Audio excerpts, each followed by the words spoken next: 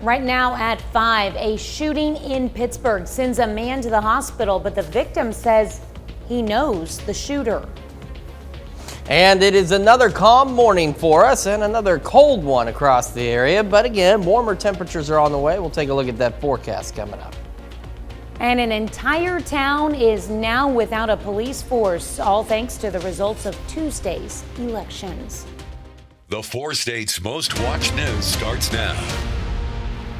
Good morning and welcome to the KOAM Morning News. It's 5 a.m. I'm Tanya Bach. I'm Chris Warner. So it is a cold one out there, but at least it's quiet this morning. Boy, 24 hours ago was a totally different story across the area. Thankfully, it is remaining quite calm outside. Take a look at the MoDOT camera, 20th and range line. It looks pretty calm. Why is this button not working? Oh, well, that's interesting. Let's try that again. Okay, there we go. Now let's take a look at the KDOT camera at 69 and 400. Looking good so far as well. Again, dry roads, much calmer conditions across the area. We're sitting at 39 in Joplin. Feels like 32 with the north breeze at 10. We could have a couple of gusty spots this morning, but then we'll go back to calm winds later this morning. 37 in Iola, 38 Pittsburgh, 41 Miami, 39 Neosho, 38 in Carthage. So again, some gusts picking up about 20, 25 briefly this morning. We calm down. We'll go throughout the day between partly and mostly cloudy skies, warming up to the upper 40s by late morning. A little bit better today. Again, partly to mostly cloudy skies. Still chilly, but closer to 60 today than where we were yesterday. And as we head into this evening, we're dropping back down to 36 for our overnight lows. Another cold one under mostly cloudy skies. But again, the good news is it will eventually warm up for us. So we head into the weekend. We're up 63 tomorrow, 67 Saturday, near 70 Sunday. Still watching some evening shower chances on Easter. So again, don't cancel your plans. Just be advised, be aware that there could be a shower or two. Maybe a shower or two Monday. And we get back into the mid to upper 70s by midweek. Tanya? All right, thanks, Chris.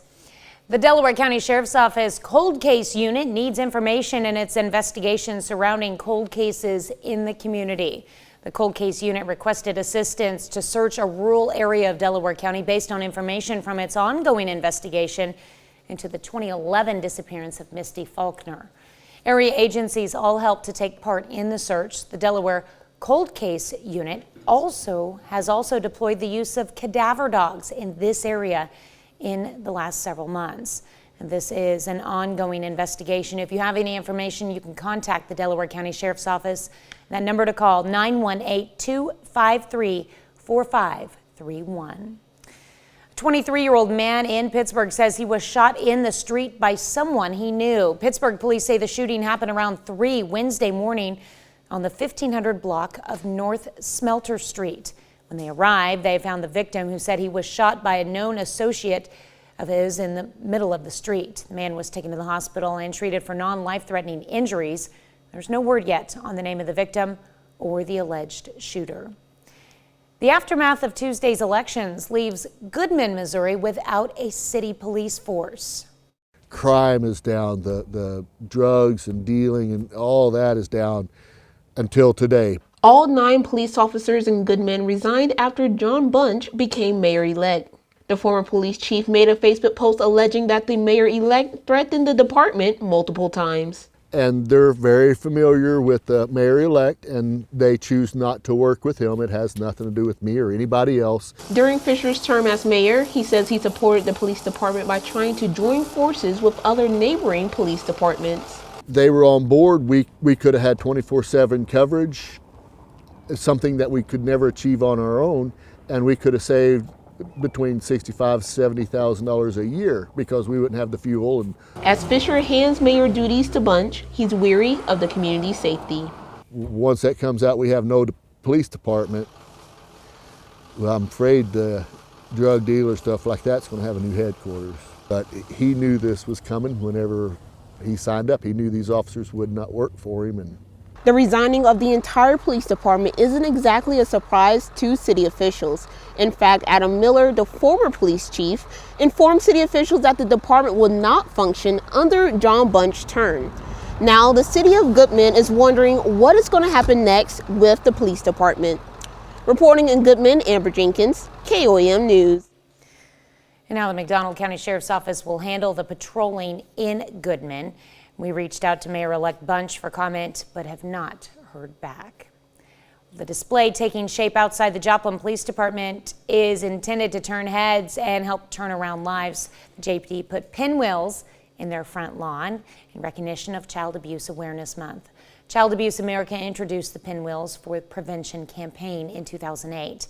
Every April, for a number of years, the JPD has participated with this moving reminder that we all can play a role in children's lives.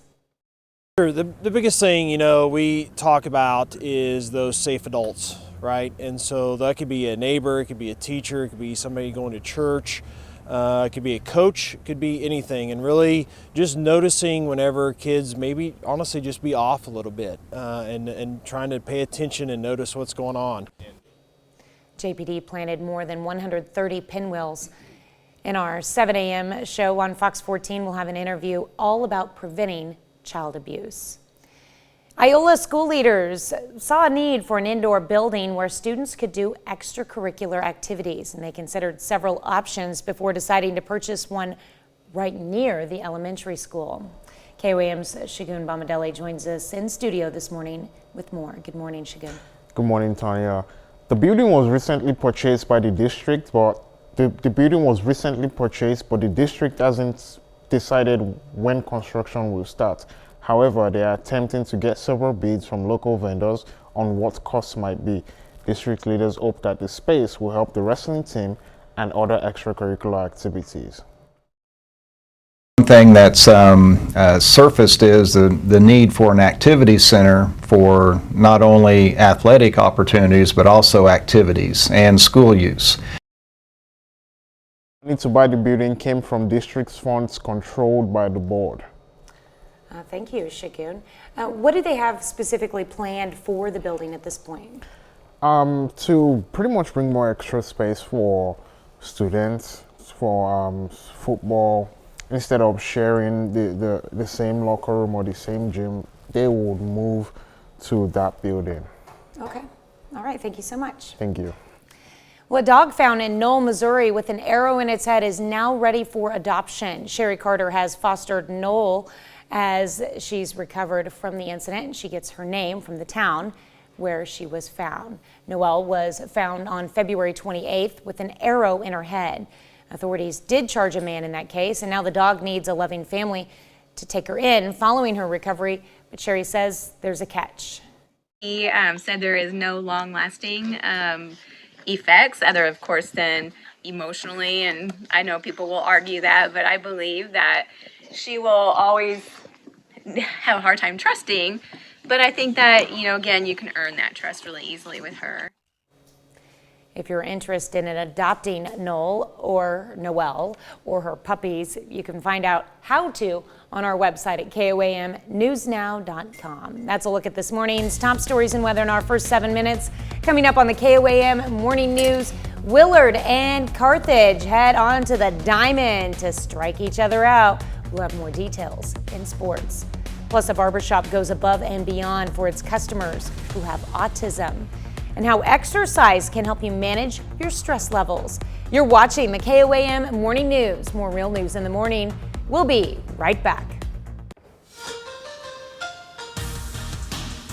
Well, the Carthage Tigers snapped a 7-game losing streak, beating Seneca 3-2 in extra innings. Carthage is right back on the field, aiming for back-to-back wins for the first time this season, facing COC rival Willard in their first conference game of the season. Last night's game being played at Joe Becker Stadium in Joplin, top of the third, already 2-0 Willard. Clayton Kaiser hits a line drive to right field. Landon Moore comes sliding into home plate, makes it 3-0 Willard. Top of the fifth now, it's 5-0 Willard. Clayton Kaiser again, he hits this one off of the short porch in right field, turns it into an RBI triple. It's 6-0 Willard. Cooper Wilkin was on the mound for Willard. He gets the strikeout in the first, again in the fourth, then another in the fifth. He pitched 5 scoreless innings. Willard was dominating in this game. They beat Carthage 10-0 in 6 innings. The St. Louis Cardinals finish up their 3-game series with the Atlanta Braves yesterday afternoon. The Cards try to avoid the sweep after dropping the first 2 games of the series on Monday and Tuesday. St. Louis enters the day at 2-3 overall in their first 5 games of the season. Second inning, Atlanta up 3-0. Matt Olson hits the solo homer off of Miles Michaelis.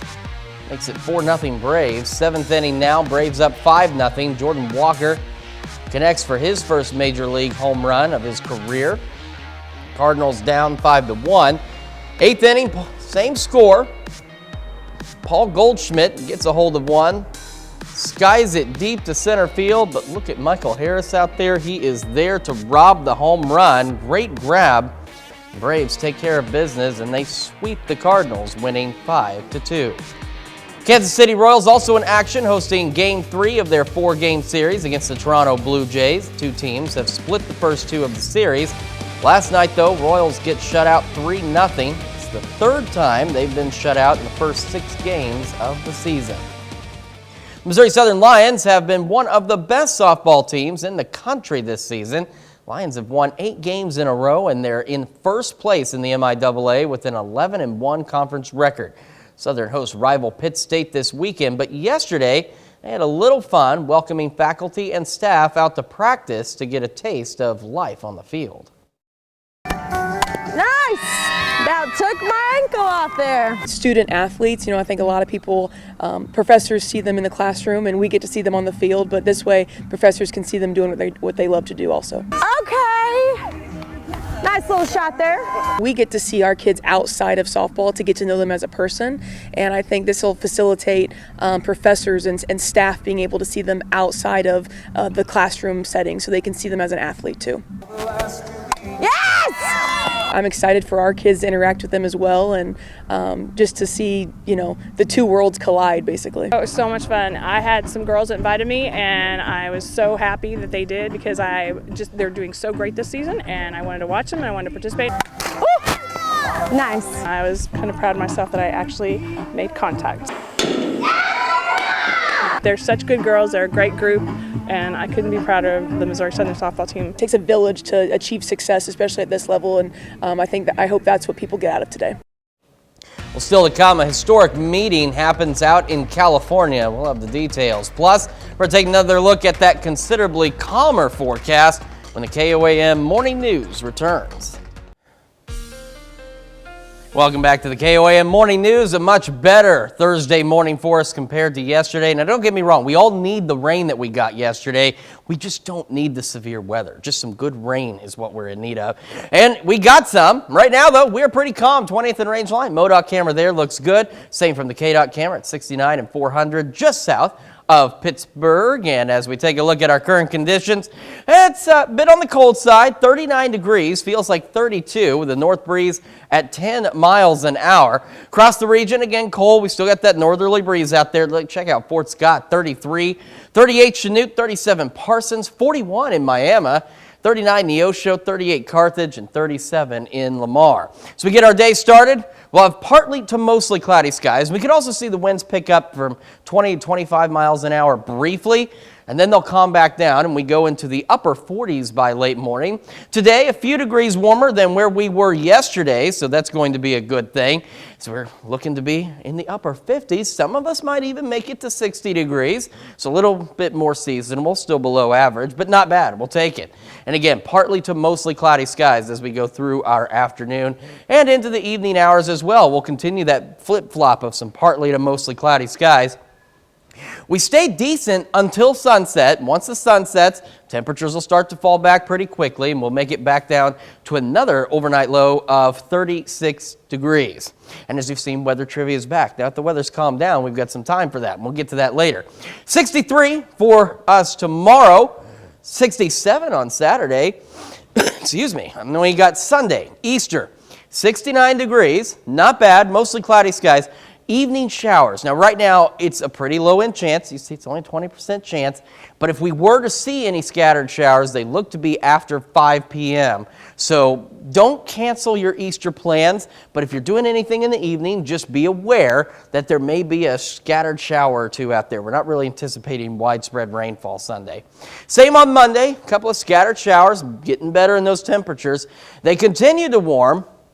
And then we're watching toward the end of next week where we could see some additional thunderstorm chances. A bit breezy Wednesday, but look at these temperatures warming right back up to near 80 degrees and then 80 by Friday. Still near 80 on Saturday of next week. But again, watching some additional thunderstorm chances out there. So don't worry, the warmer weather is on its way back.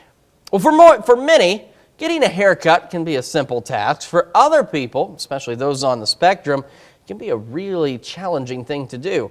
And that's why a woman in Nevada created a barbershop where people with autism can feel comfortable while they're getting their hair cut. Shauna Kalafi takes us to check out the place.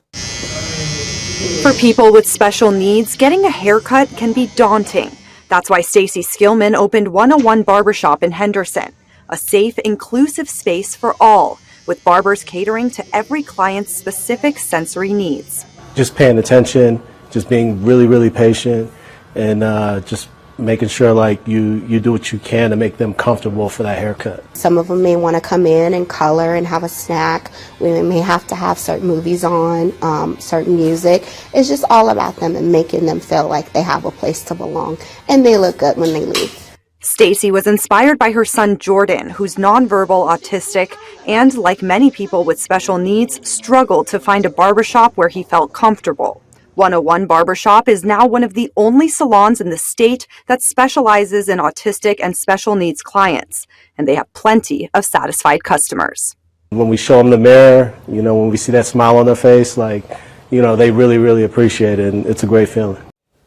That brings us to our question this morning. What's your favorite part about going to a salon? Is it feeling good after the haircut, conversing with your stylist, changing up your style, maybe all of those things, maybe a couple of those things, maybe something else, or maybe none of those things? Maybe you don't even enjoy going to the salon. Well, we want to hear from you. Make sure you vote through our website, KOAMnewsnow.com/vote. You can also vote in the KOAM News Now app and, of course, take part in the discussion on our Facebook page. And we'll be back with Health Watch right after this. Topping Health Watch this morning, chronic stress can impact your health, but staying active can help. One study published in Advances in Experimental Medicine and Biology finds physical activity, especially exercise, significantly reduce the symptoms of anxiety. Exercise reduces stress because it causes your body to produce more endorphins, which are neurotransmitters that boost your mood. Movement also combats elevated levels of the stress hormone cortisol while improving blood flow. Aerobic workouts such as running, dancing, and boxing produce lots of mood-boosting endorphins that relieve stress, but gentler exercise such as walking works too. April is recognized as National Stress Awareness Month to bring attention to the negative impact of stress. Well, if you're having problems sleeping, then you may be at a greater risk of having a stroke. That's according to a new study published Wednesday in the journal Neurology. Researchers looked at data from nearly 4,500 people across the globe. They found that those who slept less than 5 hours a night on average were 3 times more likely to have a stroke than those who got the recommended minimum amount of 7 hours. Getting too much sleep also increased the risk of having a stroke. Those who got more than 9 hours of sleep were twice as likely to have a stroke than those who got 7 hours of shut-eye. Researchers also found that sleep apnea and snoring also increased the stroke risk. The world's first ever RSV vaccine for adults could soon be available. Vaccine maker Pfizer said they've asked for the Food and Drug Administration's approval. Researchers say a late-stage trial shows, quote, exciting promise. In the trial for adults 60 and older, the vaccine reportedly prevented RSV-associated lower respiratory tract illness, which includes acute bronchitis and pneumonia. There were no major safety concerns, with the exception of 2 cases related to Guillain-Barré syndrome, a rare disorder in which the body's immune system attacks the nerves. Now, Pfizer said the vaccine was also effective in late-stage pregnancy, which could extend the protection to newborn infants. The FDA's vaccine advisors have voted in favor of approving this vaccine, along with a similar one developed by GlaxoSmithKline. The vaccines could become the world's first ever to prevent RSV. More people are taking up gardening. A recent Axiom survey shows 88% of people who surveyed will spend the same or more time in their garden this year. While health experts say this hobby is good for both body and mind, it can wreak havoc on your back if you're not careful. Mandy Gaither offers tips on how to prevent injuries in your garden. Spring has sprung, and if you'd like to plant a healthy hobby in your life, gardening is a good one. It's a great exercise for all ages, but particularly for the elderly. Neurosurgeon Deborah Benzel with Cleveland Clinic says gardening allows for weight-bearing exercise. It gets people outside, allowing them to be social, and you can eat the healthy food you grow. But of course, there's some precautions that you have to take as well. Gardening involves a lot of different movements and muscles and joints. Motions vary from standing to crouching, bending over, and squatting, which can lead to lower back pain and more. Help to prevent injury before you even start. Benzel says warm up your body by stretching. We have to prepare our muscles so that our muscles serve as that structural basis for all that our skeletons have to do. Avoid sudden twisting or reaching motions. Adjust posture frequently. Keep objects close to your body when lifting and try to maintain the natural curves of the spine as you work. Benzel says it's also important to use good equipment, which promotes good body mechanics. If you bend over for too long, you are going to have an aching back at the end of the day. So think about using a kneeling bench or sitting whenever you can to do your work. And finally, end your gardening day the way it started, by stretching again. Because you don't want to do it and then end up with, in bed with 2 days of pain and set yourself back. That's no good. Well, the Cleveland Clinic also says to allow gardening tools to lessen the burden on your body. For example, use a wheelbarrow to carry heavy objects. Health experts say not to take on a large project all at once. Do your gardening over a span of time. That's a look at some of today's top health stories. You're watching the KOAM Morning News. And we are watching much calmer conditions across the area, and it's still a little on the cool side. We'll take a look at the forecast and when things warm up when we come back.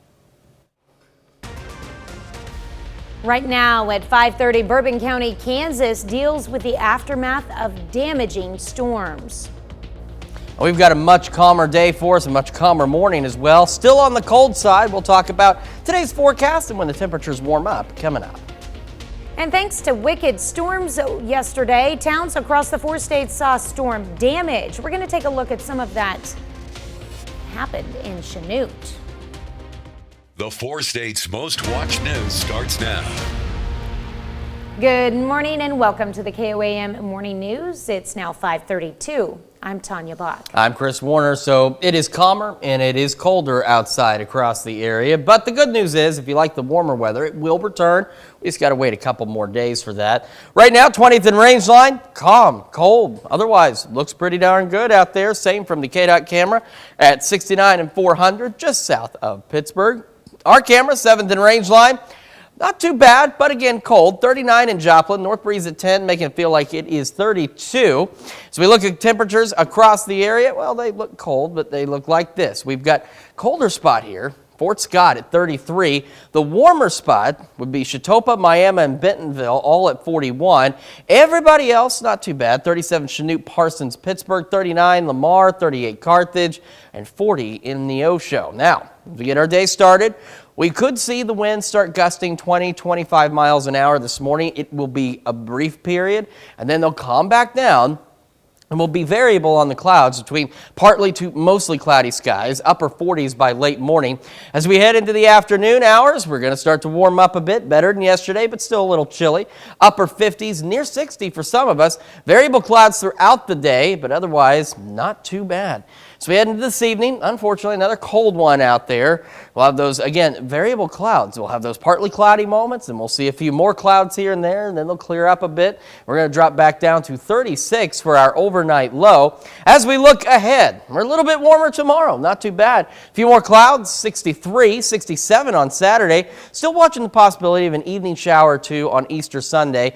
If we saw a shower or two, it looks to be after 5 o'clock, but these are going to be isolated to very widely scattered. So don't cancel your Easter plans, but if you're doing any evening activities that are outdoors, just be prepared for a shower or two. Same low-end shower chances on Monday, 72, as we head into next week. Look at these temperatures take off. By Tuesday, we're near the mid-70s. We're upper 70s, around 80 degrees. And then we're watching some additional thunderstorm chances as we head into Friday and Saturday of next week. So again, just a couple more days here before the nicer temperatures return. And of course, we'll have a few shower chances out there as well. Tanya?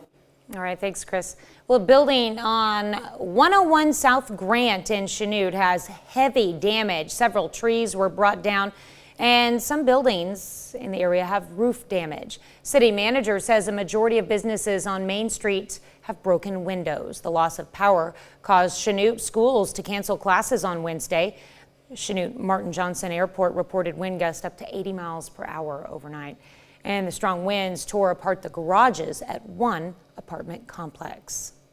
Well, during the storm, Chanute, Kansas went dark. This is security footage from the Bank of Commerce on Main Street showing the moments the heavy winds first hit the southeast Kansas community, knocking out power to nearly all of Chanute.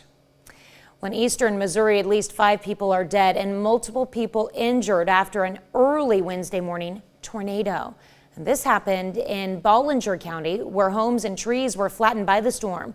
Governor Mike Parson toured damage in the town of Glen Allen. He tweeted the Missouri State Emergency Operations Plan and the Missouri National Guard are still active in response to severe weather. The people of Bronson, Kansas are cleaning up damage left by Wednesday morning storm. Residents say the strong winds sounded like a tornado. And those winds caused roofs to rip off, threw trampolines into trees, and even rolled a small storage building. Residents say they've never seen anything like this around the area. It just looked like total destruction. Like I said, the whole roof came off and it was just scattered all over the street. Other buildings on the same stretch have busted out windows. There was tin all over the place and limbs, and it just, looked like a tornado went through. Residents say half the town did not have power and a gas line busted, which caused part of the community to evacuate the area around the line Wednesday morning. Well, this morning we're discussing going to the salon or barber shop, whichever one you go to.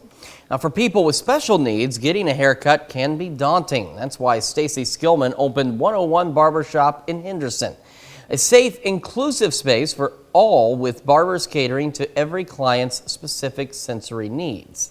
Stacy was inspired by her son Jordan, who's nonverbal autistic. Like many people with special needs, he struggled to find a barbershop where he felt comfortable. 101 Barbershop is now one of the only salons in the state that specializes in autistic and special needs clients, and they have plenty of satisfied customers. That brings us to our question for you this morning. What's your favorite part about going to the salon? Got a number of options for you so far. Majority of you say you feel good, feeling good after getting that haircut, and that is a pretty nice feeling. 20% of you say some of these things, 20% of you say something that's not on our list, and 20% of you say all of those things are your favorite things about going. So make sure you take time to vote through our website, the app, take part in discussion on our Facebook page. I was about to ask if what's your favorite part of going to the salon, but you quick haircuts? They're very quick and they're very simple, and that's what I really like. That's the one advantage to having gone through hair loss in my 20s for some odd reason. It makes haircuts a lot faster and a lot easier. It's easy enough that I can do them at home, but I'd rather do them at the salon. Mine aren't so quick, and because of so, I have mastered the art of sleeping sitting up. Okay. Ask my stylist. I will have to go check in on this. That's a look at our top news stories coming up this half hour on the KOAM Morning News. A dog gets a second chance as he gets a custom wheelchair. It's letting him walk again. Plus, some animals at the London Zoo get treats ahead of Easter Sunday. We'll have the latest. You're watching the KOAM Morning News. More real news in the morning. We'll be right back. Topping World Watch, a man with a hatchet kills 4 children and injures at least 5 others in Brazil. The attack happened on Wednesday at a daycare center in the city of Blumenau. Authorities say the assailant jumped over one of the center's walls to get inside. The suspect did turn himself in at a police station. He did not appear to have any connection with the school. Police are searching for a motive, and the matter remains under investigation. Israeli police in riot gear stormed one of Jerusalem's holy sites for a second time on Wednesday. Police raiding the Al-Aqsa Mosque Wednesday night to prevent Palestinian worshipers from barricading themselves inside. Muslim worshipers were reportedly attempting to pray inside overnight to mark the holy month of Ramadan. It's a practice that is typically only permitted during the last 10 days of the month-long holiday. Israeli police have been evicting worshipers each night. Early Wednesday, tensions escalated when Israeli police fired stun grenades and rubber bullets to disperse the crowds. In the evening, during a second raid, crowds responded by throwing rocks at the police. The fighting sparked rocket fire from the Gaza Strip just hours after Jews began celebrating Passover. The Department of Justice says it teamed up with agencies from around the world to take down a hacker website that was selling the credentials to more than 80 million accounts. The DOJ says Operation Cookie Monster took down the site Genesis Marketplace. It had been operating since 2018, and the hacking operation also stole digital fingerprints. The European Union Agency for Law Enforcement Cooperation, or Europol, says 119 people using the site have been arrested. Genesis Marketplace was easy to use and gave users access to banking, social media, and email credentials. Investigators in Sweden, Poland, Canada, and other countries assisted in Operation Cookie Monster. Well, Taiwan's president makes a historic visit to California on her way home following a trip to New York and Latin America. Skylar Henry reports the implications of the visit are wide-ranging. House Speaker Kevin McCarthy welcomed Taiwan's President Tsai Ing-wen to the Reagan Presidential Library in California Wednesday. It's the highest level meeting on U.S. soil for a Taiwanese leader in decades. The friendship between the people of Taiwan and America is a matter of profound importance to the free world. Tsai is hoping to shore up support for her democratic nation as the threat of a takeover from China grows larger. And she was met with a bipartisan group of lawmakers promising to stand beside her country. The urgency of keeping the beacon of freedom shining cannot be understated. Congress has stepped up its criticism of the Chinese Communist Party in recent months, though the Biden administration, like many before it, still wants to avoid major conflicts. Our objective remains the same, to have peace, to have stability. Beijing opposed the meeting and just hours earlier launched a military patrol operation in the Taiwan Strait. Last August, China's military conducted live fire exercises after former Speaker Nancy Pelosi visited Tsai in Taiwan, just 100 miles from China's coast. How high tensions are. Isaac Stone Fish runs a China-focused risk and research company. He says these congressional meetings send a clear message. Shows to Beijing that parts of the U.S. administration are willing to defend Taiwan in the case of a Chinese invasion. Official U.S. policy recognizes Taiwan as a part of China, but President Biden has said he would provide military support to Taiwan if China invaded. Skylar Henry, CBS News, Washington. Taiwan produces the vast majority of advanced computer chips used in everything from smartphones to automobiles to medical equipment. Ripple effect of a potential military conflict could shut down production, limiting supply and skyrocketing prices of everyday consumer products. Animals at a zoo in London receive a few Easter surprises.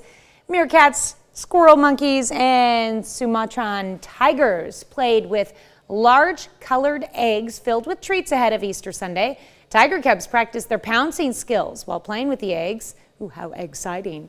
While the meerkats enjoyed crickets found inside, and the monkeys snacked on steamed sweet potatoes, sweet corn, and peas. That's a look at some of your biggest headlines from around the world. We'll be right back. Welcome back to the KOAM Morning News. Wanted to take a moment, saw a tweet from the National Weather Service office in Tulsa this morning that they felt an earthquake, and it turns out there was a 4.2 earthquake in Lincoln County in central Oklahoma, about 38 miles northeast of Oklahoma City, followed shortly by a 3.3 magnitude earthquake in the same area. So we just checked in on that. No reports of damage or anything in that area, but still not a bad size quake for this area. So if you felt any shaking, especially northeast Oklahoma, that's what that was. MoDOT camera, 20th and Rangeline. We are looking good. Same from the KDOT camera at 69 and 400, just south of Pittsburgh. And from our camera at 7th and Rangeline, there's cameras everywhere. We're always watching the weather. 39 degrees. 32 is what it feels like in Joplin. We've got a north breeze at about 10. As the morning goes on, we could see some wind gusts 20, 25, but this will be short-lived and the winds will return to their calm state. We've got 32 in Fort Scott as one of the colder spots up here, and Miami, Chatopa is a couple of the warmer spots at 41. 37 Pittsburgh, Parsons, Chanute, Iola. 36 Neodesha. We got 39 in Neosho and 38 Carthage and Lamar. As we get our day started, again, those breezy conditions, they'll be brief. They'll last maybe an hour or two. And then we got calm winds, partly to mostly cloudy skies. Temperatures into the upper 40s by late morning. You got highs pushing mid to upper 50s. A couple of us may even make 60 degrees, so a little bit warmer today. Holding on to those partly to mostly cloudy skies. And that partly mostly cloudy trend will continue as we head into the evening and overnight hours. And we'll eventually drop back down to a low of 36 degrees. So unfortunately, another cold one for us. All right, let's look ahead. When is it going to warm up? Well, the good news is we only got a couple more days of chillier weather before we warm up again. 63 tomorrow, better on Saturday, 67. Isolated evening shower chances. We're looking at this. It's going to be very isolated, and if we do see a shower or two, we are looking at this to be after 5 o'clock on Sunday. So don't cancel your Easter plans, but if you have evening outdoor activities, just be aware there may be a shower or two. Otherwise, 69 for the high. Then we get into next week, maybe a shower Monday, maybe some breezy conditions Wednesday. Temperatures rise quickly back into the upper 70s, around 80 degrees. And as we head into the end of next week, we're watching the possibility of a few more pop-up showers and thunderstorms in the area. Let's check your forecast. We'll be right back with more, but first, here's a live look at a mural in Joplin.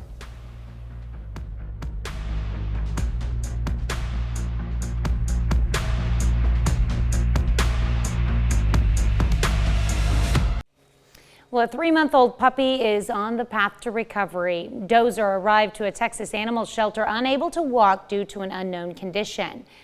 But thanks to community donations, Dozer was fitted with a custom-built wheelchair to help him move around. There was a lady who came in and said that she had a dog that she needed to surrender. I'll get ahead of you.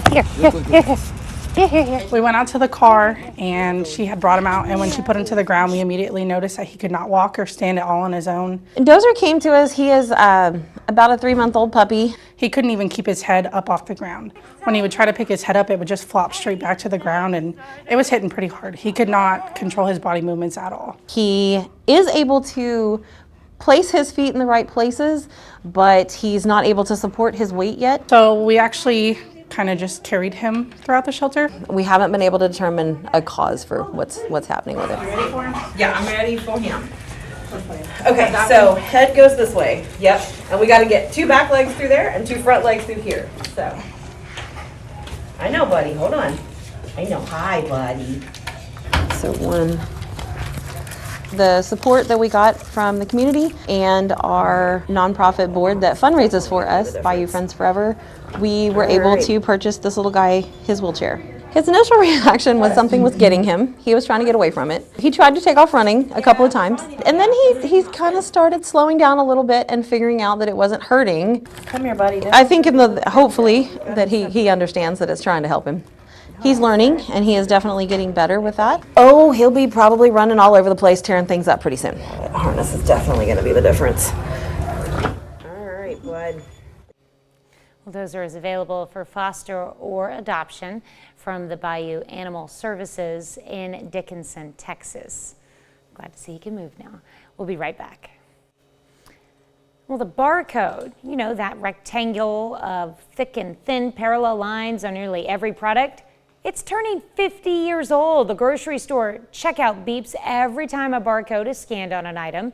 Versions of the barcode go back to 1952, but on April 3rd, 1973, the design created by an IBM engineer was approved as the industry standard. And now it's used for identification, pricing, inventory, and keeping track of packages and luggage. Now here's a great bit of trivia. The first barcoded product was scanned at Marsh's Supermarket in Ohio in the summer of 1974. It was a 10-pack of Wrigley's Juicy Fruit Gum. A replica of that gum is on an exhibit at the Smithsonian. All right. Well, if you look up at the sky, you might get to see a pink moon.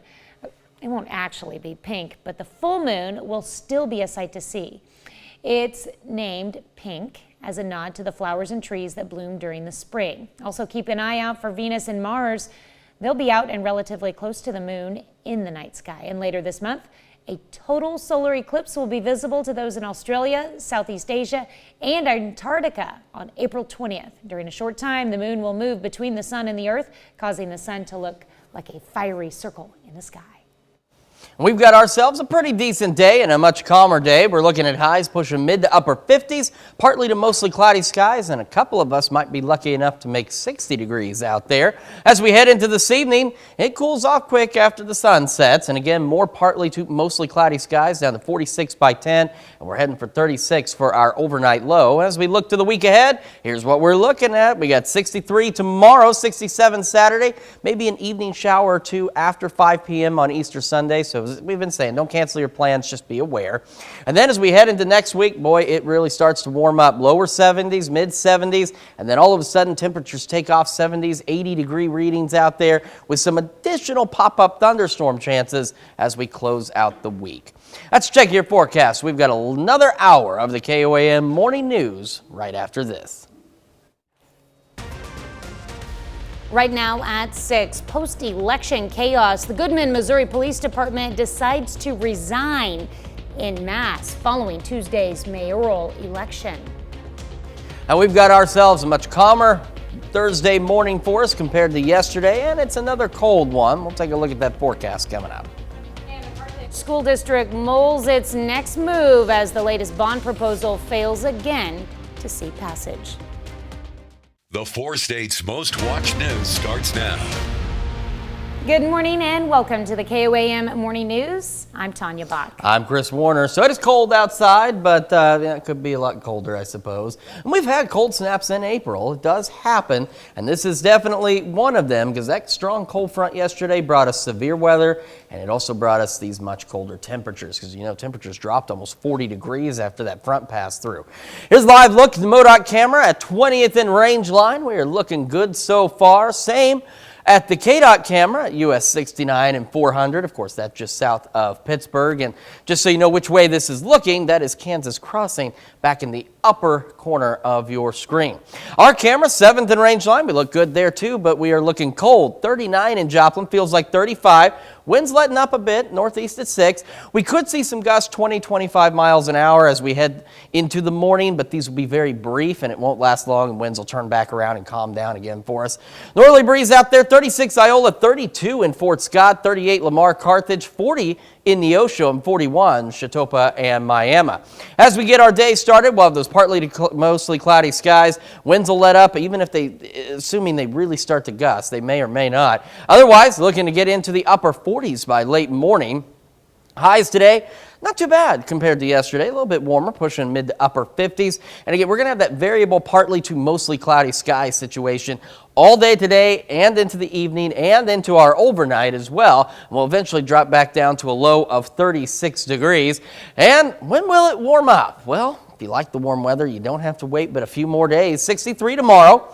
67 Saturday, maybe an evening shower on Easter Sunday, so don't cancel your plans. Just be prepared for a stray shower or two. 69. Then we get into the 70s. We're in the lower to mid 70s Monday and Tuesday. A little breezy on Wednesday. Temperatures climbing toward 80 by the end of the week with a few more pop-up storm chances as we head into next Friday and Saturday. Tanya? All right, thanks, Chris. The Goodman, Missouri Police Department announces a major shakeup following Tuesday's election. All 9 police officers in Goodman resigned after John Bunch became mayor-elect. Former police chief made a Facebook post alleging that the mayor-elect threatened the department multiple times. As of now, the McDonald County Sheriff's Office will handle patrolling in Goodman. The board members, with the exception of that one there that's coming in, everybody thought that they were just wonderful people. They were here, we had coverage. crime is down, the drugs and dealing and all that is down until today. KOAM's Amber Jenkins reached out to Mayor-elect Bunch for comment, but have not heard back. Carthage School District plans its next move after the latest school bond proposal fails to pass. Carthage school bond proposal did not reach the supermajority it needed to pass. The bond would have gone towards a new auditorium that would have also served as a storm shelter and a new baseball field. The current field has been deemed unusable by the city. You know, it's very disappointing last night. It didn't pass. Obviously, we still do not have a baseball field. Right now, I'll be working with the city to determine what their plans are for the Rock Stadium, and then work with them to try to develop something we can use the field next year for practicing games. Baker says by not having a home field, it has cost the school $10,000 in busing and loss of concessions. Well, the Delaware County Sheriff's Office Cold Case Unit needs information in its investigation surrounding cold cases in the community. Cold Case Unit requested assistance to search a rural area of Delaware County based on information from its ongoing investigation into the 2011 disappearance of Misty Faulkner. Area agencies all helped to take part in the search. The Delaware Cold Case Unit has also deployed the use of cadaver dogs in this area in the last several months, excuse me. This is an ongoing investigation. If you have any information, you can contact the Delaware County Sheriff's Office 918-253-4531. Authorities charged the former president of an athletic association in Oklahoma with embezzlement. The North Delaware County Athletic Association, or the NDCAA, says Charles Leon Smith had sole control of its small business account at Grand Savings Bank of Grove. An investigation reveals unauthorized purchases and withdrawals from the account totaling almost $49,000 between 2019 and 2023. NDCAA board members removed Smith from his position after reviewing bank statements. Smith is scheduled to appear in court on May 8th. You can find updates to the story as it develops on our website, KOAMnewsnow.com. Former Vice President Mike Pence could testify before a grand jury within weeks as part of the Justice Department's investigation into efforts by former President Trump and his allies to overturn the 2020 election. Criminal probe is one of 4 Trump faces as he continues his campaign for the White House. Jared Hill reports. CBS News has learned former Vice President Mike Pence will not fight a judge's order to testify before a federal grand jury about former President Donald Trump's efforts to overturn the 2020 election. This is an earthquake, and not a small earthquake. Pence's testimony could offer investigators a first-hand account of whether he was pressured by Trump and what role the former president played, if any, on January 6th. When the mobs were attacking the Capitol, trying to stop the election, what did the president tell Vice President Pence, if anything, before, during, after? An appeals court ruled that a number of other Trump officials will also have to testify. That includes his former chief of staff, Mark Meadows. The development came just one day after the 45th president pleaded not guilty to 34 counts of falsifying business records. It's a separate case brought by Manhattan DA Alvin Bragg. I never thought anything like this could happen in America. Our justice system has become lawless. With the legal probes mounting, Wednesday, Trump called on congressional Republicans to defund the Department of Justice and the FBI. I think it's a bad idea. As frustrated as he has the right to be about some things the FBI has done. Trump, who is seeking the 2024 Republican presidential nomination, says his campaign has raised $10 million since his indictment. His lawyers say they'll mount an aggressive effort to have charges in that hush money probe dismissed. Jared Hill, CBS News, New York.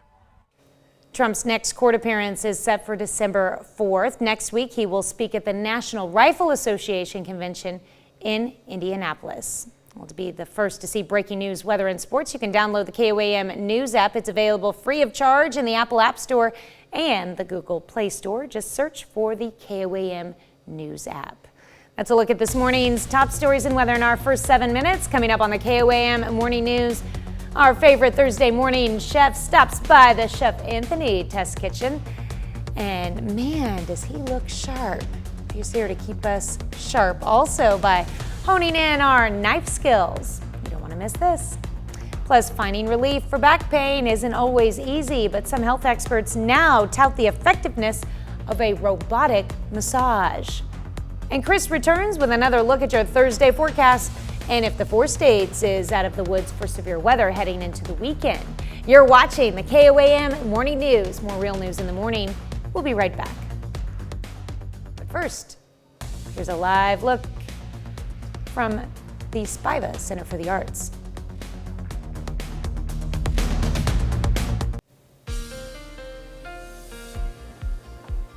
Welcome back to the KOAM Morning News. Just a quick refresher, a 4.2 magnitude earthquake in Lincoln County, just 38 miles northeast of Oklahoma City this morning. Taking a look, it was felt as far away as Tulsa into north central Oklahoma. So no damage reports coming out of there. We've been following our sister station KWTV in Oklahoma City, and they've been following it this morning. So again, not a significant earthquake, but for our region, not a bad earthquake either. So 4.2, and there was an aftershock of a 3.3 that followed shortly after. Time for a little weather trivia this morning. So ground clutter, we've talked about it. That's roughly what it looks like there. Where would it most likely be observed? Is it in the Midwestern U.S., around cities, around oceans, or regions frequented by hurricanes? I didn't mean to have that in there. I was going to fix that, but that's all right. We will find out the answer in a moment. Our camera, 7th and range line, looks good. MoDOT camera, 20th and range line, also looking pretty good. Roads are dry, and same from the KDOT camera at 69 and 400 just south of Pittsburgh. But it is cold. That cold front yesterday did do its job in terms of knocking the temperatures down. 39 feels like 35 with a northeast breeze at 6 miles an hour. Across the region, Fort Scott's been one of the colder spots up there, 32. Independence getting in on the action as well. Warmer spots, though, say Chatopa and Miami, as they are in the 41-degree range there. 38 Carthage, Lamar, 37 in Pittsburgh, and 40 in Neosho.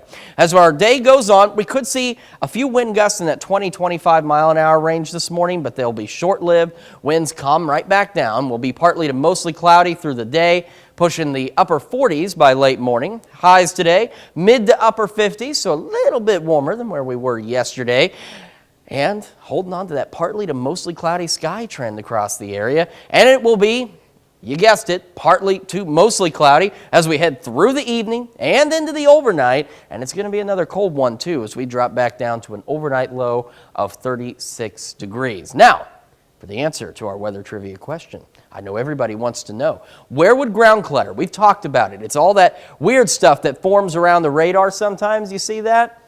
Where would it most likely be observed? Well, if you happen to pick around cities, you would be correct. Now, that's not the only location, but it's the most common one, and it'll be around those radar sites. And ground clutter refers to the echoes off of objects such as buildings and hills that end up appearing on a radar image. In fact, when birds begin migrating, we can sometimes catch them. They'll look like a little wave of a light blue color, and you can track their path on radar because the radar will pick them up when there's nothing else going on, and depending on what altitude they're flying at. All right, we're going to get a little warmer tomorrow, 63, better on Saturday, 67, maybe an evening shower to Sunday, so just keep an eye on that, 69, 72 Monday, a couple more showers. After that, if you like the warm weather, good news, it returns upper 70s, around 80 degrees with a few more thunderstorm chances as we close out next week. We'll be back with more right after this. Welcome back. We have Chef Anthony Fisher from Pittsburgh High School Culinary Arts Program in studio this morning. He is sharper than ever this morning, and I hope your knives are too. Oh yes, I sharpened just for this. All right, so you're going to be focusing on knife skills this morning in different ways, different types of cuts, techniques, and safety, of course. Yes. Learning to use a knife. Easter is one of the times where emergency rooms see the most cuts because people are trying to cut that spiral sliced ham and they don't know how to use their knife, or they fixed a solid ham and they're trying to carve off of it and accidents just happen. So we're going to focus a little bit today on how to use your knives, how to hold your knives so that you're as safe as possible with it. This all comes from my concern for your colleague during St. Patrick's Day. I did kind of throw it on him. I said, here's some potatoes, cut them in half. So we're going to go through all of this. What I'm going to show you first is an onion. Easiest way to cut up an onion. So it minimizes crying, but it's very efficient where you can maximize the yield out of your onion. I've heard some different techniques. Like, I don't know what it is. I am very sensitive to slicing onions. I've tried different techniques. I've heard that if you put like a bowl of water with something in it next to it, it helps draw it. I don't know if that's like an old wives' tale. Yeah. I haven't found anything other than like putting on a ski mask. But a ski mask still has your eyes showing. Well, that one that's like nice and sealed. Oh, okay, like goggles. Yeah, goggles. Okay. Yeah. So let's start with our basic. I'm not like robbing somebody, not that kind of a ski mask. I meant like if you go like, yeah. I knew what you were talking about. Goggles, yeah. So here we have your chef's knife. The easiest way to hold on to this is your thumb against the bolster, your index finger against the other side, curl your fingers so that when you bring it to you, it becomes part of your hand. So you're not actually using the, I mean, you're not, that's why obviously the handle's a little bit short for your hand, so it doesn't even matter. So it allows me to I can move my fingers around on it to where I fit comfortably on it, but I'm pulling the knife with my thumb and forefinger back into it. But if you notice, my fingers aren't turning white, my knuckles are not turning white. So as long as you're not sitting here squeezing it, and you won't have control that way. So just a nice grip at the tip and curl your finger around the other side, making sure to leave your finger away from the edge, you'll be in good shape. So, and this is how I show all of my students how to use them. And it takes a little bit of practice, but as many students as I have come through the doors, no major cuts. That's little good. nicks here and there. So it's actually the best way to do it. And we're going to do a potato so you can actually see it because that's what they practice on, are potatoes. Do you make the students sign a waiver at the beginning of the semester? I believe they sign one when they enroll. Okay. So. If you get cut with a knife. Oh, the nurse, Carrie, is absolutely wonderful. She takes really good care of us, and I have a great first aid kit in my classroom just in case. Yes. So we're going to take our onion, we're going to cut the bloom side, leaving the root attached to the onion. We're going to cut the bloom side off. What's the purpose of leaving one and not the other? I'm going to show you that. Okay. So here we have our root side. We're going to cut straight down through the middle of the root. Now you can peel your onion. Real simple, real easy. And I always take the entire first layer completely off of the onion. Makes it easy to clean, and it looks really pretty. So we'll set that right over there. And now we're going to take our knives, and we're going to look down into our onion, and we're going to cut down, but we're not going to cut all the way through the onion. All the way through the back. And we're just using our forefinger here as a guide for our spacing. So you're cutting all the way down to the cutting board, just not on the back side. Correct. We're leaving the root part still attached, so we don't have anything to worry about. And we just come right across using our uniform sizes, and then one slice or two slices, depending upon your onion, right into the middle, just like so. Now here's the fun part. You use your fingers to hold it together, because if you hold it together, then none of the juices are going to get out. And then just right down through it.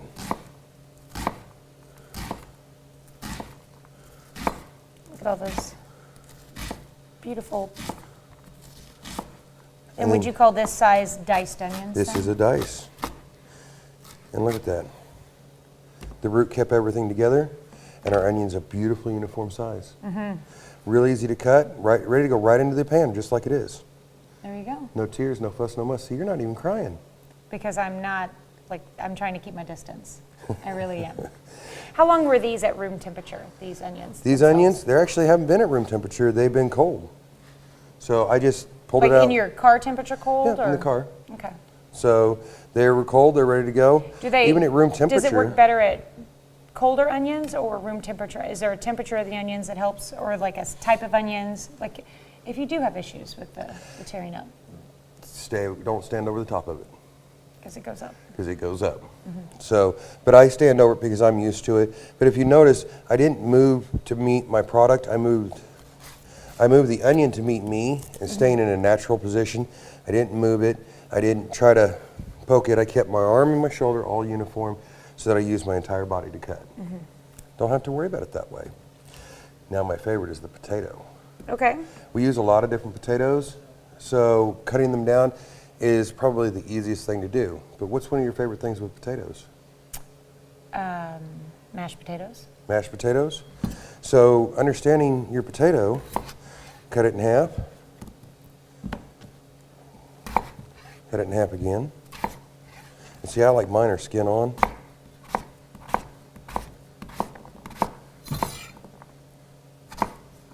Uniform sizes, ready to go in the pot. Perfect. Every time. And I'm always moving the product to meet me instead of me moving to meet the product.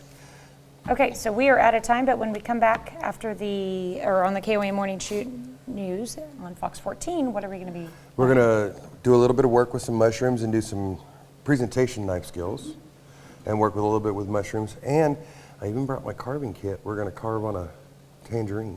Ooh, on a tangerine. Sounds wonderful. We'll be right back.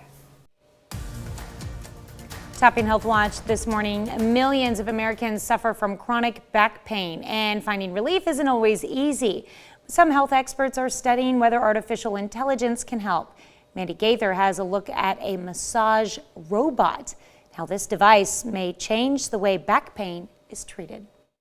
It may be the future of massage therapy. A robot named Emma. EMMA stands for Expert Manipulative Massage Automation. Dr. Brent Bauer is part of a team at Mayo Clinic studying this device, which uses a form of therapeutic massage called Tweena to target nonspecific low back pain. This is actually a device that can actually detect acupuncture points and then deliver targeted therapy. Bauer says right now there aren't enough massage therapists to meet demand. Emma may be able to help some of the workload. It is designed to have artificial intelligence. It can learn each time it works with the same patient. It can map out different points of tenderness, muscle tension, and then through algorithms that are far beyond my comprehension, can actually target the machine to move from spot to spot, different depths. Bauer says the device can also use different massage techniques with tools that can be attached to the arm. It can go from a rubbing motion to a pinching motion and more, but he says it wouldn't replace massage therapists. If we set things up with a therapist, if the machine could do a lot of the heavy lifting, and then the therapist can kind of finalize and make sure things were covered, I think we can protect our therapist, allow them to see more patients, but with less wear and tear. Mayo Clinic is testing this massage robot now to see what patients think of it. After the study, they'll decide whether to use it throughout their hospital system. That's a look at some of today's top health stories. You're watching the KOAM Morning News. And a quick check of what we can expect today. We are looking at maybe some wind gusts 20-25 miles an hour briefly this morning, and then they'll calm back down. Well, partly to mostly cloudy skies, temperatures into the upper 40s by late morning. As we head into the afternoon, highs pushing mid to upper 50s, maybe even a couple of 60-degree readings out there. And this partly mostly cloudy sky trend thing, that's going to continue through the afternoon, into the evening, and into our overnight as well. And we've got another cold night ahead of us too, so we drop back down to a low of 36 degrees. A little bit better tomorrow, 63, 67 on Saturday. Maybe a stray shower or two Easter Sunday after 5 p.m. Don't cancel your plans, just be prepared. Otherwise, 69, mostly cloudy, 70s as we kick off the next work week, and some sunny skies by Tuesday. Let's check of your forecast. We'll be back with more right after this.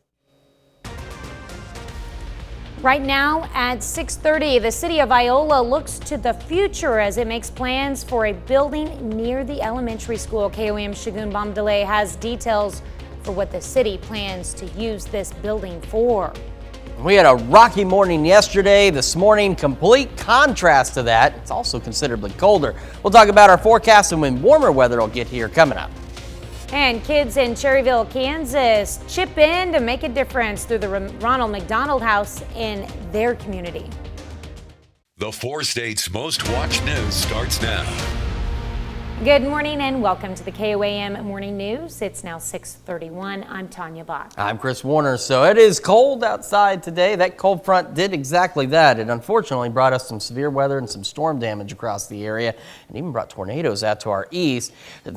However, following that, it brought very cold temperatures. Here's a live look at the MoDOT camera at 20th and Range Line. A few more cars out on the road as people get their day started. And nice look from the KDOT camera at 69 and 400. just south of Pittsburgh. Our camera 7th and range line. Sky is getting a little brighter. Sun is preparing to come on up for the day. Cold though, 39, feels like 35 with northeast breeze at 6 miles an hour.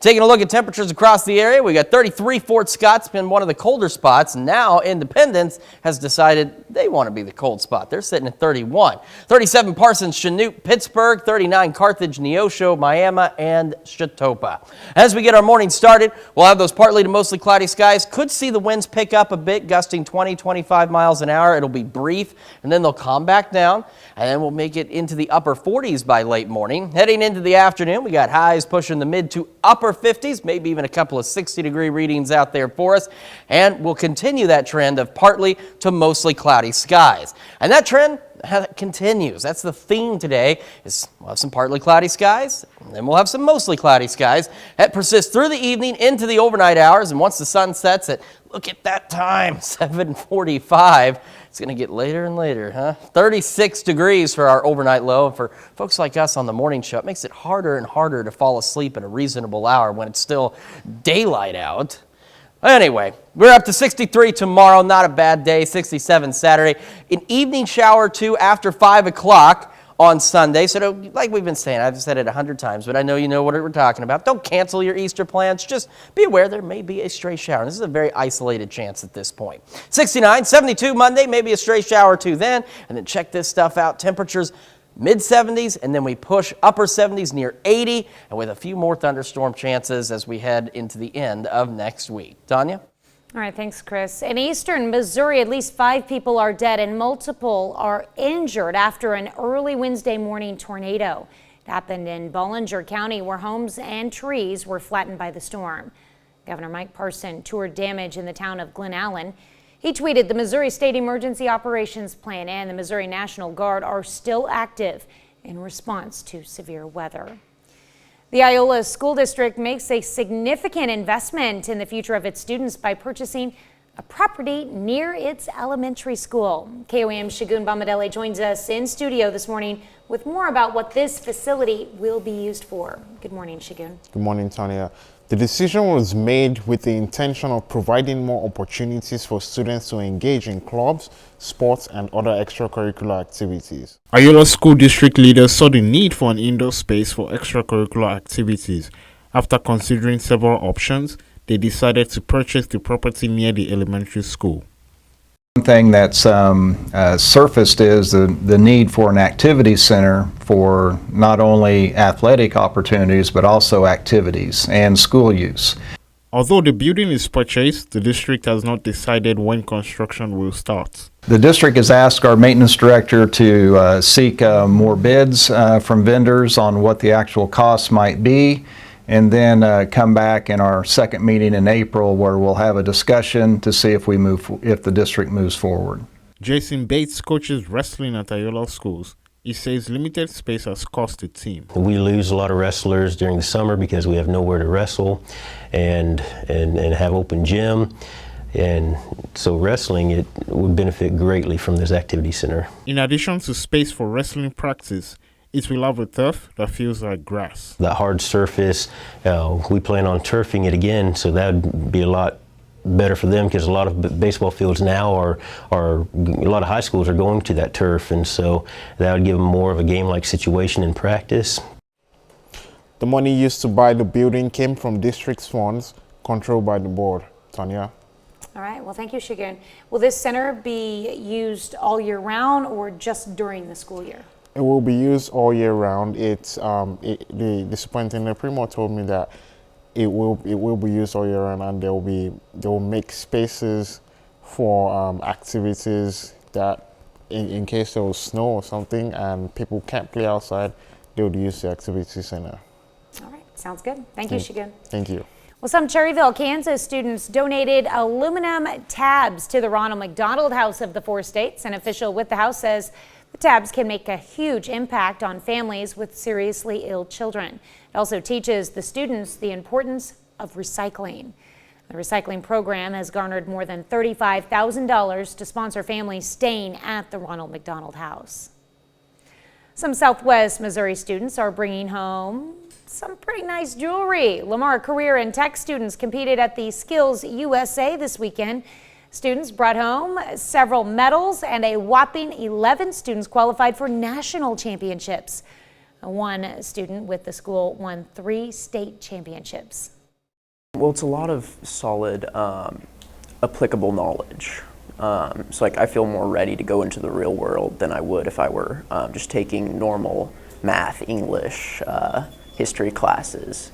But it's also really given me more of a drive, more of a fun purpose that I feel more prepared to pursue. The students will compete nationally from June 19th through the 23rd. That's a look at our top news stories coming up this half hour on the KOAM Morning News. Tax day is just around the corner. Do you have your taxes filed yet? Or have you even started? If not, we've got some tips from the experts to help you get your taxes taken care of for 2023. And we've got ourselves a colder, calmer start for us across the area. Maybe a few gusty winds out there briefly. Take a look at that forecast when we come back. But first, here is a live look at the flags on top of City Hall in downtown Joplin. We will be back with more right after this.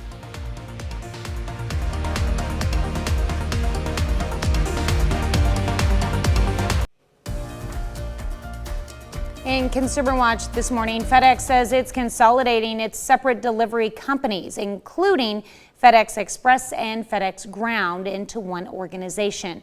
Move is part of a company-wide effort to cut costs and better compete with UPS and Amazon. The new structure is expected to be fully implemented by next year, with a long-term goal to permanently save $4 billion by the fiscal year 2025. Elon Musk has been replaced by LVMH co-founder Bernard Arnault as the world's richest person after Arnault's fortune surpassed $200 billion. Now, Musk, who purchased Twitter last year, dropped to number 2 on Forbes' annual list with a net worth of $180 billion, while Amazon's Jeff Bezos came in third with $114 billion. Bill Gates and Warren Buffett rounded out the top 5 richest people in the world. And the tech world is mourning the loss of Cash App founder Bob Lee. The 43-year-old was stabbed multiple times in downtown San Francisco early on Tuesday. He was rushed to a hospital where he died. Police are still investigating and looking for a suspect. Lee joined MobileCoin, a cryptocurrency and digital payment startup, in 2021 as its chief product officer. The clock is ticking towards tax day, and if you haven't finished or started your federal return, you do get a few extra days this year. But if you're procrastinating because you find the process too daunting, there are still places to turn to for last-minute help. Karen Kafa has more. With April 15th falling on a Saturday and a District of Columbia holiday on Monday, April 17th, the deadline to file a federal tax return is April 18th this year, which gives people who haven't filed yet a little extra time to check their work. Think about what went on in your life in the last year. Did you move? Did you have a child? Did you get married? Did you start a new job? Tom O'Sabin of the National Association of Tax Professionals says the current filing season is less complex than the pandemic years. A lot of the things like the stimulus payments and the advanced child tax credits, we don't have those this year. Those existed in prior years. 2022 looks a lot more like 2019. The IRS says the most common errors on returns include missing or inaccurate Social Security numbers, misspelled names, and inaccurate figures for things like wages and income. They say math errors and incorrect calculations of tax credits and deductions can often be avoided by using tax preparation software. On Saturday, April 8th, the IRS will open many of its tax prep centers for weekend walk-in, in-person help. Some sites will offer specialized help on retirement and pension topics for taxpayers age 60 and above. And taxpayers recently impacted by severe weather in Arkansas, Mississippi, Alabama, Georgia, California, and New York may have extended federal filing deadlines if they reside in declared disaster areas. Full eligibility details can be found at irs.gov. That's it for Consumer Watch. Here's Chris with another look at your forecast. I got a pretty cold start across the area. We got 32 Fort Scott, cold spot in Independence at 31, 37 Lamar, 38 Carthage, 39 Neosho, Miami, 38 in Chautauqua, and 36 in Neodesha. As we get our day started, we may see the winds pick up a bit, start gusting in that 20-25 mile an hour range, but that will be short-lived before they calm back down again. Partly to mostly cloudy skies, upper 40s by late morning. As we head into the afternoon, we're looking at mid to upper 50s for highs, partly to mostly cloudy skies, and some of us might even make 60 today. And then as we head into the evening, partly to mostly cloudy skies. I'm going to say that a lot. And that will also persist into our overnight as we head for a low of, excuse me, my goodness. That never happens, and I apologize for that. 36 for our overnight low. It's just woke up. You ever wake up in the morning, you're like super thirsty?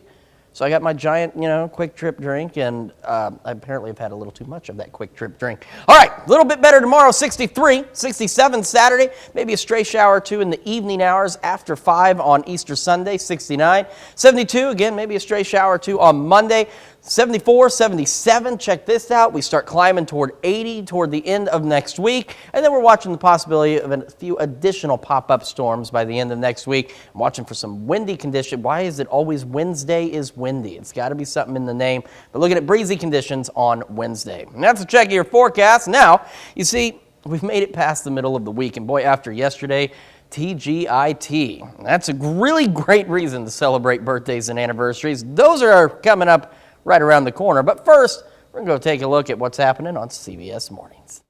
I'm Nate Burleson. Coming up on CBS Mornings, my conversation with the Grammy Award-winning rapper Macklemore. We'll talk about his new album, Ben, that takes a very real look at the rapper's life. That's coming up on CBS Mornings. All right, time for some Thursday birthdays in the 4 states. We're going to start in Pittsburgh with Anavir Wenzel celebrating birthday number 5. A very happy birthday to you, Anavir. What a cutie there. And another cutie, Corey Thompson in Chanute. Happy birthday number 8, Corey. And we've got Beth Cullum over in Baxter Springs celebrating birthday number 63. Very happy birthday to you, Beth.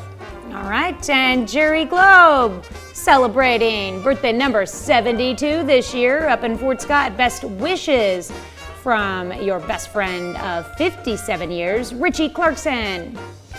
And we've got John Maple celebrating birthday number 88. John loves to help people in need, and perhaps some of you can help John celebrate this very special birthday. A very happy one to you, John Maples. All right, happy birthday, John. And a happy 36th anniversary going out to Ronald and Felly Sachs. 36 years in Joplin. We've also got Stephen Freeman celebrating birthday number 60 in Columbus. And I know this guy. I went to school with him for my entire life. So even though his age isn't up there, I can probably guess it. Jazz Orton celebrating a birthday today in Joplin. Jazz, it's been a long time since we've chatted, but a very happy birthday going out to you today. Tanya, this list was shorter than yesterday's, and that's a little disappointing. So where do people need to send things so we can make that list longer and irritate Tim? You know they're going to make it up. They will. Come Monday. Tomorrow. Yeah. All right, well, all you have to do to get your birthday submitted, make sure you do it at least by 3 o'clock in the afternoon, Monday through Thursday if you want it on for the next day. If it's Friday, get it in by 1 on Friday for the next Monday. So all you have to do is email them to us at birthdays@KOAMnewsnow.com. And while you're checking out our website for the latest news, weather, and sports, make sure you check out the KOAM Birthday Club. You get some special deals from local businesses, and more importantly, I think, you get a special birthday message from your friends here at KOAM. So head over to KOAMnewsnow.com, sign up for that birthday club today. All right, we've mentioned it a couple of times, but we just wanted to refresh you. There was a 4.2 magnitude earthquake near Kearney, Oklahoma, about 38 miles northeast of Oklahoma City. So the National Weather Service office in Tulsa is how I found out, because they felt it. In this blue outline here, you can see how far away that earthquake was felt, and there was an aftershock of only 3.3 after that, but earthquake's still kind of an odd thing in this area. Our camera 7th and range line starting to light up a little bit. Same with the camera at MoDOT. from MoDOT rather, 20th and range line as the sun begins to rise. Got a few clouds out there, so it's not as bright as it could be yet. And KDOT camera 69 and 400 showing the same situation. Could be a little bit brighter.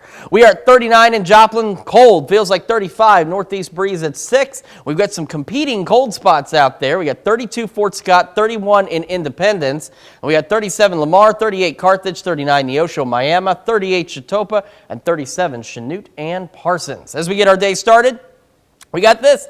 Partly to mostly cloudy skies. The winds are going to pick up a bit, gusting 20-25 miles an hour, and then they will stop, and they'll calm back down into the upper 40s by late morning as we head into the afternoon. Looking at highs pushing mid to upper 50s under partly to mostly cloudy skies. It'll be variable through the day. Some of us might even make 60 degrees. And as we head into this evening, partly to mostly cloudy. Look at this sunset time, 7:45. And it's going to get a little bit later as we go further into spring and into summer. And we're looking at a pretty chilly overnight low of 36. Well, they say the journey of 1,000 miles begins with a single step. But when the KOAM Morning News switches over to Fox 14, we're going to take you to Michigan, where the road on that journey is actually made of used tires. It's called tire-derived aggregate. That's a way to recycle old used tires. In this case, to help build better roads. So come along with us on this journey. It all starts when the KOAM Morning News makes that switch over to Fox 14 at 7 a.m. Here's a check of today's top headlines, the news you need to know before you head out the door. Eastern Missouri, at least 5 people are dead and multiple more injured after an early Wednesday morning tornado. It happened in Ballinger County, where homes and trees were flattened by the storm. Governor Mike Parson toured damage in the town of Glen Allen. He tweeted, the Missouri State Emergency Operations Plan and the Missouri National Guard are still active in response to severe weather. An early Wednesday morning storm in Bronson, Kansas caused significant damage to the city. Residents say the strong winds sounded like a tornado. Those winds caused roofs to rip off, threw trampolines into trees, and even rolled a small storage building. Residents say they've never seen anything like this around the area. And Chanute, Kansas went dark during the storm. Security footage from the Bank of Commerce on Main Street shows the moments heavy winds first hit the southeast Kansas community, knocking out power to nearly all of Chanute. The building on 101 South Grant in Chanute sustained heavy damage. Several trees were brought down and some buildings have roof damage. City manager says a majority of businesses on Main Street have broken windows. The loss of power caused Chanute schools to cancel classes on Wednesday. The Chanute Martin Johnson Airport reported wind gusts up to 80 miles per hour overnight. And the strong winds tore apart the garage at one apartment complex. That's a check of today's top headlines. The news you need to know before you head out the door. And as you head out the door, it's chilly this morning, but we'll warm up a little bit, heading into the mid to upper 50s. We'll have partly to mostly cloudy skies as we head into the evening. Still partly to mostly cloudy skies as we head into the overnight. Yep, you guessed it, partly to mostly cloudy skies. So some variable clouds out there, but another cold one back down to 36 for our overnight low. Start to warm up a little bit, 63 tomorrow, 67 on Saturday. Get up to 69 on Wednesday, on Easter Sunday. Maybe an evening shower or two, so don't cancel your plans. Maybe a shower Monday, 72. And look beyond that, we get into the upper 70s, near 80 by the end of next week, with a few chances for some pop-up thunderstorms. It has to be on the weekend, darn it. Yeah, unfortunately. Can't rain during the week when we have nothing to do. It has to rain on the weekend when we have everything to do. We have plans. All right, thanks, Chris. Well, coming up today at noon, we're making lemon poppy seed bread in the Mr. Food Test Kitchen. And your morning news continues on KOAM with CBS Mornings. Nate Burleson sits down with rapper Macklemore and what makes his new album Been So Personal. I thought that was the title of the album. His album title is Ben, and we're going to find out what makes that so personal. Okay, yeah. Or you can switch on over with us on Fox 14, and that's what we want you to do. Where your only local morning news continues. And this morning, Chef Anthony returns to the test kitchen. We're going to keep working with those knife skills and even carve some fruit. Plus, we've got Desiree Bridenstine from the Children's Center in the studio with some important information on how to prevent child abuse, as April is Child Abuse Prevention Month. That's going to wrap it up for us for now. We'll be back here tomorrow morning, 5 a.m. and we'll see you again today at noon.